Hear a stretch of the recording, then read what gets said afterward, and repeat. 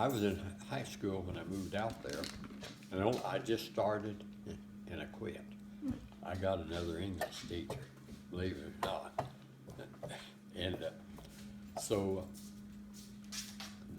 they had sheet metal training, school for sheet metal training. So I enrolled in that. Okay. And when I got out, Boeing hired me. I was 16, and I worked for them, and it was a good job. I worked with a gang of those guys, putting skin on B-29s. And I really liked the job. And then all of a sudden, they put me with some old guy. There was just a tiny little stiffener plate had to go at a certain place on that framework, and that's all we did was put that little pieces. And then they put me to work with this woman. Oh, she was gangbusters. We would do one of the sections, the middle section. They put rivet the skin back on it. Okay. She would work from inside, and I had a piece of 2x4 trying to keep up with her drill. She drilled through one time right down inside one of mine. She was going so fast, and so I got it all taken care of. What burned? That old bit was hot as fire. I bet. It burned more than it hurt. It didn't even bleed much. But anyhow, they took me out of that, and I was putting on. If you ever seen a bombed B-29, there's a glass two turrets. One's where the guy sits, it's a glass one, and the other was a machine gun turret. Yes. Well, I was putting them rims on, and I weighed 115 pounds. They had to use what they call icebox rivets, a 1/4 inch, and they have to stay frozen when you put them in, because they get brittle. Once they're driven in, they get really hard. And I had to do that gun in that turret, and boy, it just blacked my shoulders up something fierce. And so Mom took me to the doctor, and he said, they've got him on a job he's too light to do. Oh. And so when they take me back, guess what they did? Put me right back on that rivet gun, so I had to quit. And I went to work for Culver's. They were in North Wichita. And I really liked that job. I put ailerons on wood. They were wooden planes. Oh. They had radio controls in them, and one pilot could fly 5 of those things. Wow. And I seen it done one time. But I put the ailerons on, and I loved it. And then all of a sudden they finished their contract, and I lost my job there. So I went down and applied to Beach, and they built A-26s. That's a 2-engine bomber. Okay. It's called a fighter bomber, and I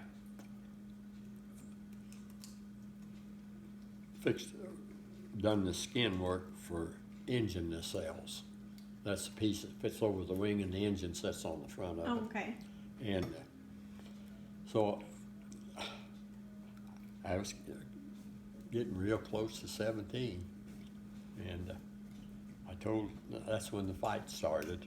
When I'm leaving town when I get to be 17. Dad says, you're not going anywhere.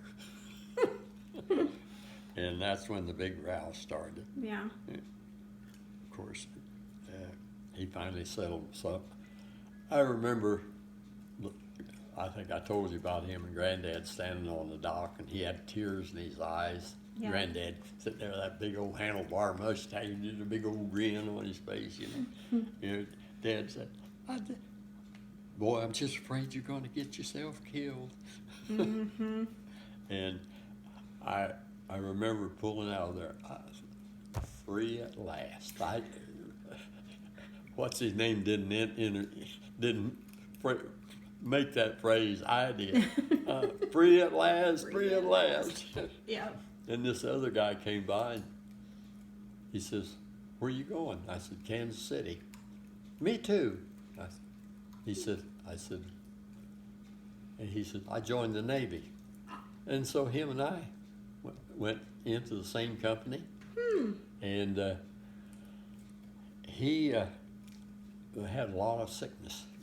They called it, it's type of scarlatina, Oh. not scarlet fever. Scarlet fever, you went into the hospital. Yeah. I caught scarlatina, and he did too. And there were times when I was just half delirious, and it was so cold outside. We done everything inside, and they had the steel wool pads. Boy, you had to keep that deck just like this. That floor was just like this. Wow. And every few days, you'd have to put that under your foot, and go down, scooting it on the floor to smooth it up, you know. And I would be hanging on to, they had what they called a stanchion all the way down where you hung your sea bag on. And I would hang on to that to keep from falling over. And my friend, one day, we were falling out for inspection, and I was still sick. And I went over to him. I said, "You got to get out of this bed." He said, "I can't, Tommy." He says, "I'm too sick." And that's the last I heard of him. They shipped him. They put him in the hospital. And once you went in the hospital, you got changed back to a new company. Oh. And so I did hear from him when I was over in the Pacific. He was on Okinawa. Oh, okay. And yeah, he finally got, but he was in the hospital, I guess, a few days there.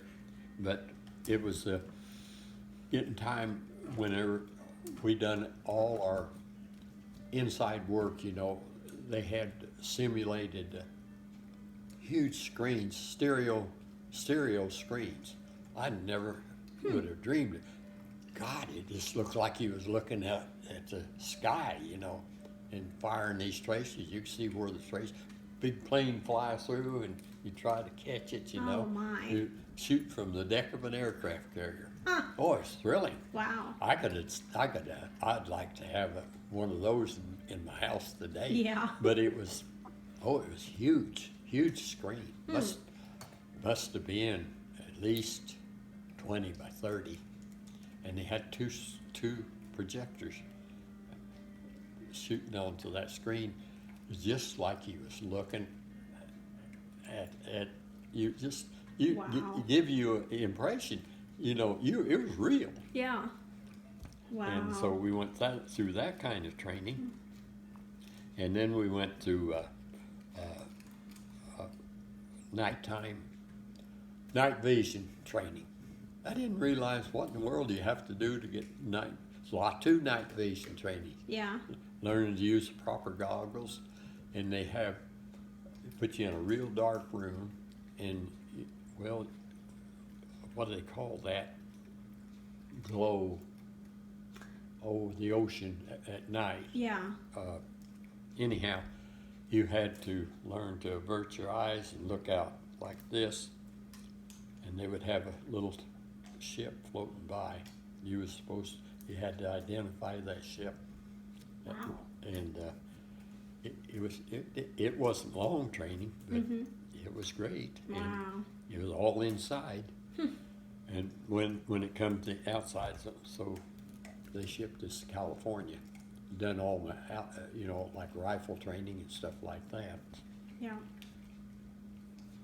My Aunt Margaret and her husband just lived 50 miles from the camp, Stockton. And I went over to visit with them when I got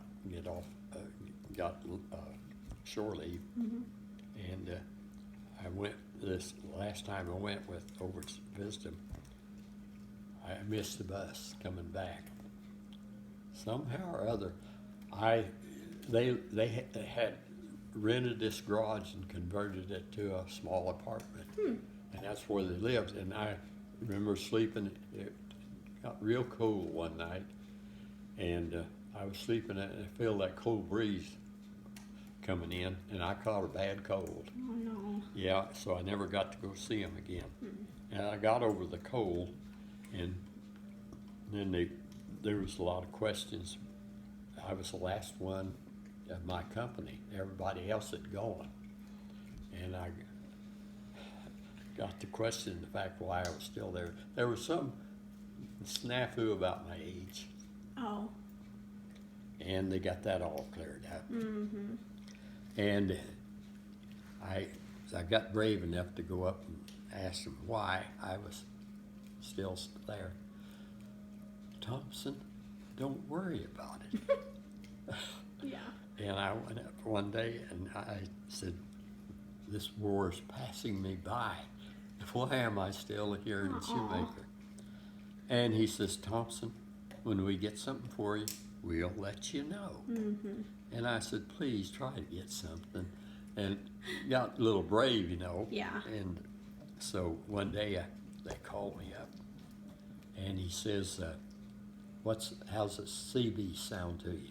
I didn't even know what the CBs was. Oh wow. And I said, sounds real good. So they shipped me over to Treasure Island, and in a compound, issued Jungle Greens, a rifle, helmet, backpack, gee whiz. Wow. So it kept me there for about 3 or 4 days. They kept my rifle. They just made me sign for it, write the serial number down on the rifle and everything, and took it back. Well, they called me up and said, gather all your gear, you're going. And so I gathered my gear and went down. They took me down to the docks there, and a whole bunch of soldiers. And I was the only one that the Navy got in there, and we went over to Mare Island. There was a ship just finished loading. Can't remember the name of it now, but it's marching those soldiers in, and I went on board, and he says, get into your dungarees and blue shirts and white hat. He says, you can't wear those clothes on board ship. So I did, and got Saipan, 40-some days at sea. Ooh. Oh, I tell you, it was, I didn't realize the ocean was that big. Mm-hmm. And he come around, okay, get back into your gear, and you get your sea bag all ready. And he says, don't linger on the docks. There's still Japanese snipers. I always trying to scare me or what. Nothing ever happened. Went on board this other ship. Lo and behold, here we are 2 days later. Bang, bang, bang. Wow. Where did they take you that time? Iwo. Oh, that was you. Mhm. Okay. I went in, I was in the second line of boats behind the amphibious boats in the first wave. And I had 6 of us. I'd never met the guys before. And they had a lot of ammunition on the boats already loaded and ready to lower into this ocean. And these Marines were ready to go over, and we went down. And when it was all we're supposed to do is unload this stuff and come back. Nothing ever happens right. And so we unloaded that stuff, carried it way above the water line where the waves wouldn't get into it, and stashed it all there. And the Navy coxswain, oh, he was crazy, but he wanted out of there. They weren't, the first few hours was not, I thought, gee whiz, nothing happening, you know. And the Marines was all, but they were suckering them. go in, and then they killed. They really messed them up. When they started, boy, I mean they started, but they waited for us to get ashore, and so guys started coming back over that ridge almost as soon as they went over it, you know. Wow. And so they commandeered my boat, and we were stuck there. And so next boat that came in, same old thing. People, guys was on stretchers and walking wounded and stuff everywhere. And waiting to they had a hospital ship out, and no shore stations or anything built up yet, because they didn't have any place to do it. Right. And so we stuck again. Well, that just went in all day. We never did get to go back to the ship. Wow. I kept wondering what's happening to my sea bag and all my stuff. Yeah. And but anyhow, the next day there was so much wreckage on that beach you wouldn't believe it. It could happen at night. It was not a place that you could sleep. You could snooze maybe, but they had that island targeted to the point where they knew wherever shell was going to land. They had planned it that way. Wow. And the beach, the place where we was at, was the end of the beach. It was on the extreme south end, right next to the big Suribachi mountain there. Okay.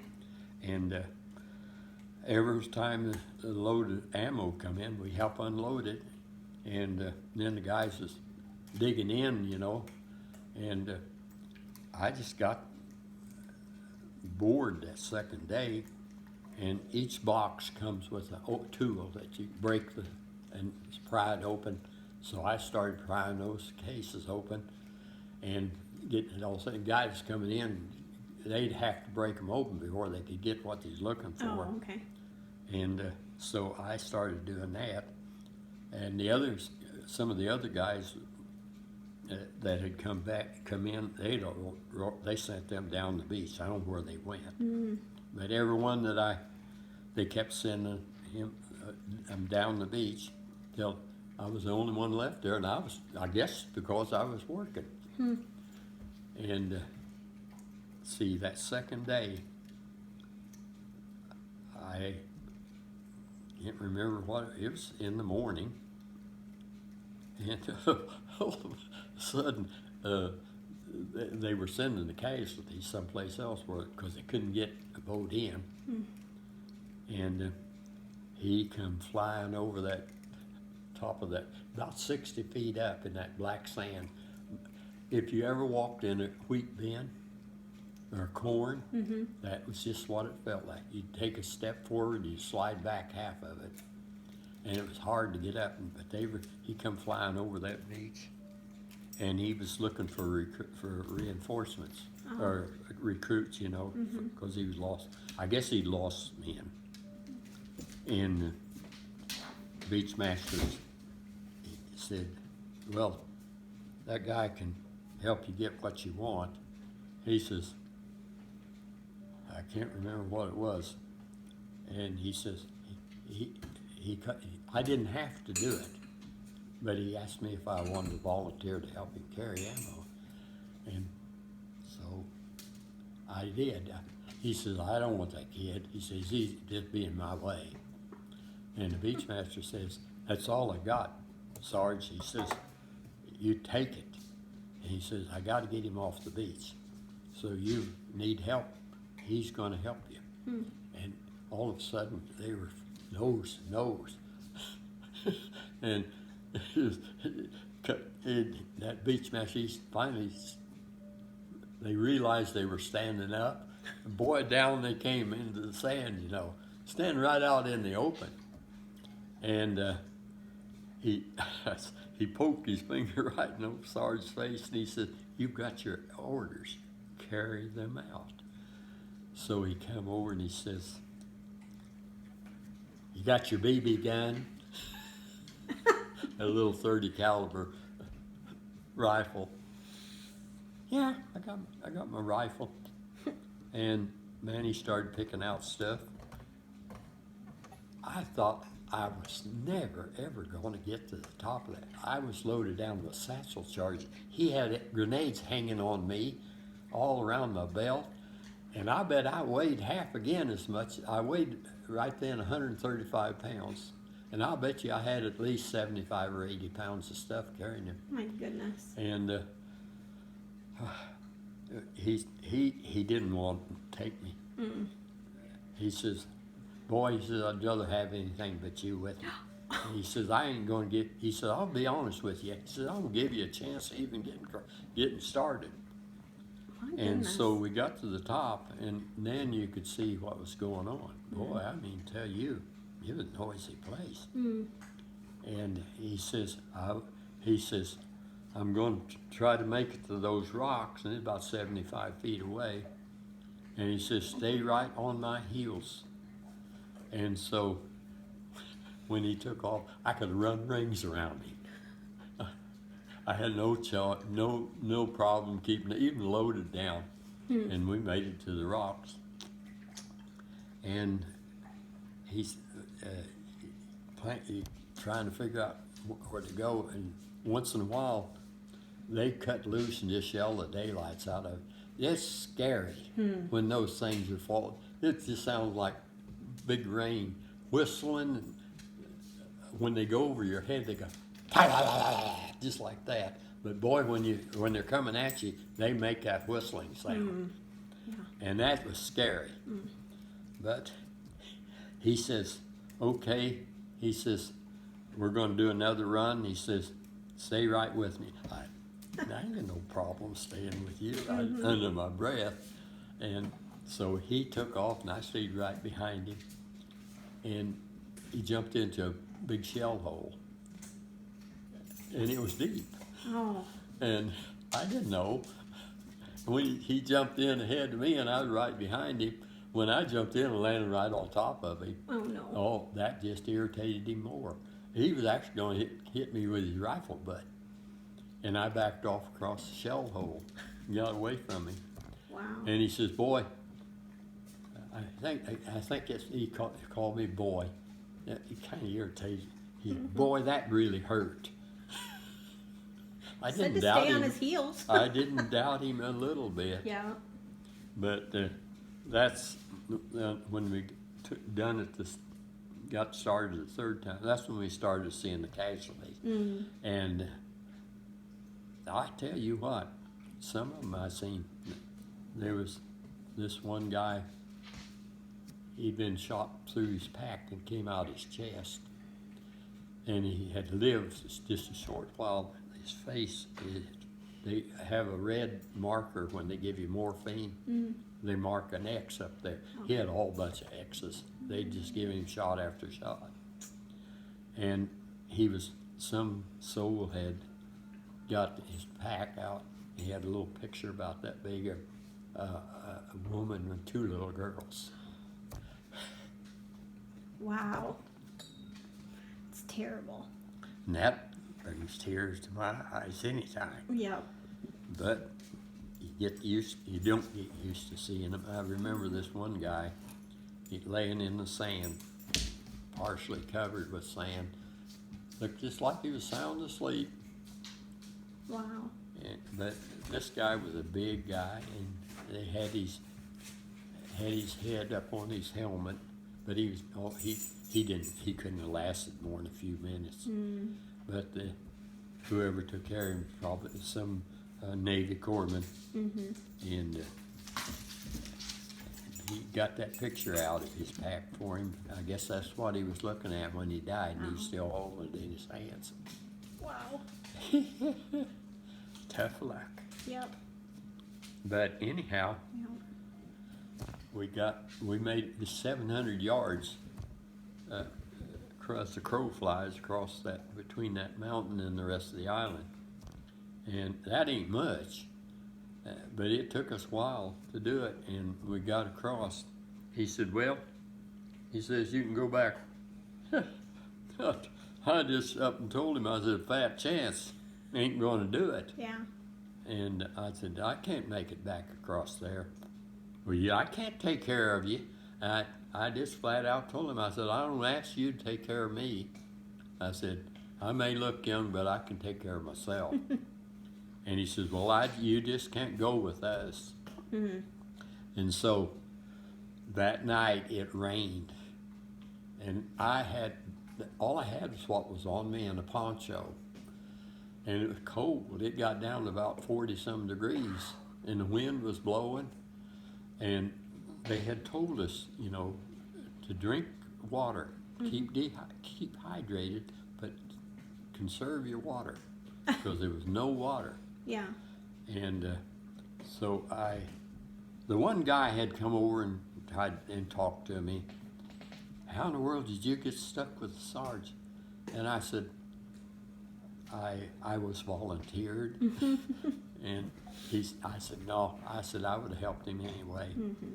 But I said, now he's ticked off at me. And I said, I don't know what I'm going to do. Yeah. But anyhow, it started raining and everybody, I got underneath my poncho and I thought, rainwater's good to drink. So I got my canteen out and let it drip off my helmet right into my canteen. Everybody done it. Yeah. And so it rained most of that day. And so we kind of stayed put, and everything died down a lot because they go underground. Oh. Well, they underground. They were nice and safe and warm down there underground. Here everybody's soaking wet. Yeah. Nothing, no. But I did have my poncho, but still I got water run off your helmet down your neck, that old cold water, and 40-some degrees. I know it had to be that cold because Yeah. it felt like I was just freezing to death. Wow. And the next day, he said, well, I don't know what I'm going to do with you. And I said, you don't have to do anything with me. I said, I came here, I had a job to do, and I said, it's done. And I said, I'm not going back to the beach. Because I'd have got killed. I know I would have, because they were everywhere. And Fedor. he said, he says, he had four guys left. And he says, bring up the rear. So he says, just pay attention. And so one of the guys says, the rear guy, he says, you got to watch behind you as well as the front. Because he said, they could I don't know whether he knew what he was talking about or not, but he says, they'll jump out from behind the rock and you'll have a bayonet through you. And I suppose that was true. Wow. How many days were you on Iwo then? 10 days. Okay. Do you remember that sergeant's name? No. Did you ever know it? Oh, it breaks my heart. When I left, I didn't get their names.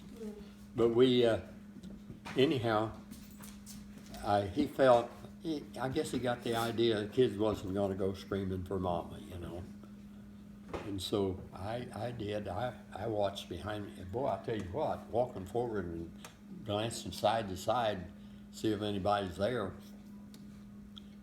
get a stiff neck. Yeah, I bet. But he disappeared that next morning after the rain stopped. But I guess he found his company commander and got his orders for the day. Oh. And so he come back and he told the guys, he says, we got a blow job. Oh. They knew what it was. And sure enough, they had this was kind of a side of a big rock formation, lava. It looked just like it